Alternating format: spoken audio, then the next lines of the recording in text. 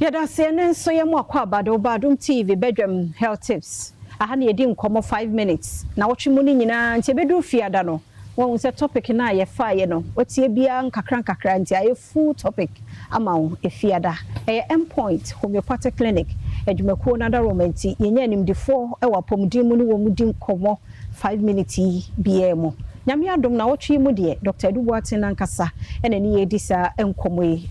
Nkomo ni gina etipaye headaches wacheche yemu a me yehunu se ye wo ahodo tipaye no ebia ne de nti ene ye ba be hwe courses no wache types no ene wo bone tofan so dwada na maye nti ne ye hwe de edesa tipaye na ehso ye nifa ne ye tifa no ebre dogya na ase medase ti ene de ye hwe courses no yo medase mse na wotwe mu nyina ye di nkomo afa tipaye na de ye kan se o ebia obi ho na wa na yie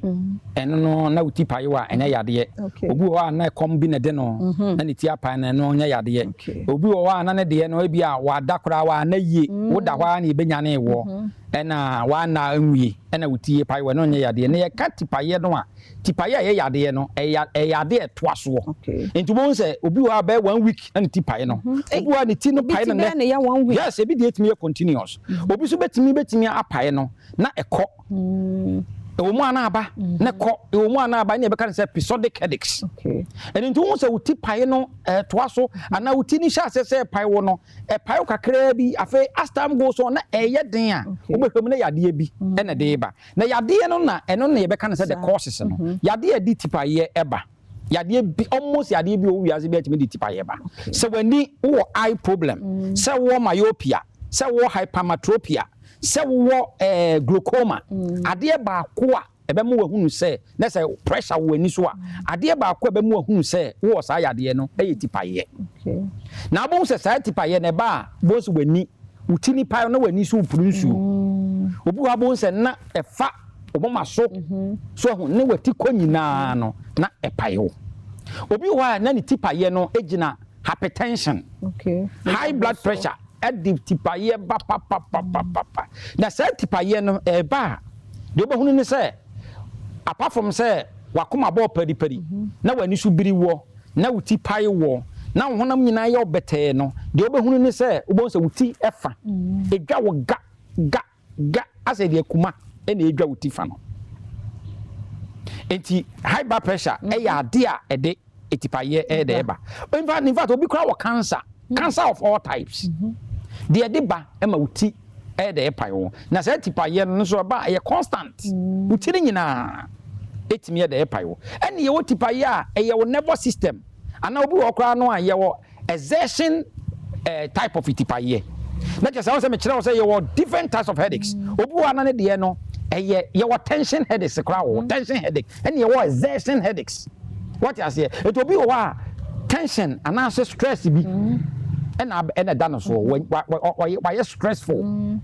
it will be why stressful into no bo se na ni ti eye ne ya na say tipaye no bo se obu a bo se na ni ti mu sa hyehye no ana say nerve damage se obi a wo nerves no na damage a ena di say tipaye ne ba no a bo se wuti no na mu hyehye na wuti na se bibi ni namu wuti ni namu na bo se wo shoulders enyina so wo shoulders na je se wo de no wo nerves no ena enya adwuma yie so it could be any of the ebia say the can say hemicranial nerves no bo say ebia no na say na this ade na ba obi so wana de de ni tipaye na ba no fever say ya malaria say ya typhoid say ya hepatitis ni nyina enti so obi wo fever bo say nanum ya no na wo fe na wontimi ni di loss of appetite dan honam nyina ne bete na so ni ti etimi eden edwa no obi kura wo yam yade obi yam ye ne ya over a period of time one quite me de and so quite me de ba obi also kra no a na the side effect of certain medication aduro bi a wono ma hu nsunsuanso etipaye antidepressant medications etime de ba so hu and obi ho a no diabetes na bia sugar level ne kosoro hyperglycemia obi de no aba form hypoglycemia bon say enam say wuni what less you know sugar level na drop it and na say kosoro no obi wa bo say na ho wo so na ne ho wo so no bo say na eno so asase say ti epaye no Parkinson disease stroke obi ba benya stroke wa ne tipaye no intense tipaye ne button de na just say moja ne ntimi ni afusane e struggle na nipa ne tiya ne ya aso won fa ne ti kwan ko hye bibi nsum ni nyina no we mu nyina no ya ade a etimi nti yade bia obi ewo ekaka obi ewo allergy se obi manzo obi wo kra wo te se ye no bibi ana bibi bia sent bi kra bofa no so a na ne ti na eti yade nti ti yade na wunya no it is possible say yade bi ene shaase de tipaye na eba me kan word ma yare bi hu sunsanso yade hu bi sunsanso ene de sai tipaye na eba eti tipaye no ya just a symptoms of yade tipaye nya yade na mo yade bi hu sunsanso ene de sai tipaye na eba eti wo bi ene yade bi how bia end point to be particularly ye free scanning for prostate memma prostate wo jonso mu hawo ene ma awo mu hawo wo chima mu hawo anase wuntimi wo wonyema na asai no end point wo ba scan na free yade bi hawo bia mesrew fa me number no na ye ni nkomo emfa wo yade no a hawo no a wuntimi no bia ni skese no number no ye 0244 86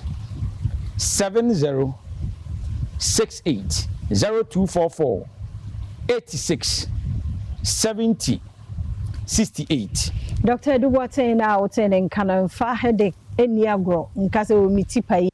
debi wiki mu nkomo eno no ochena nkwa hoden ewo ho a sa kan ye ho samre ya ye nche 5 minutes wonya kwan akomunyuma ahodo eso for doctor was 0244 8670 68 ye free prostate scanning free ye mana wodi mu nso o check ya ma ye free lab ba mudia medofo ya kan eni obetua bi sebe obenya bi e de abeso yasene o chan kwa hoden e wo ho akan ho sabe ya e beto so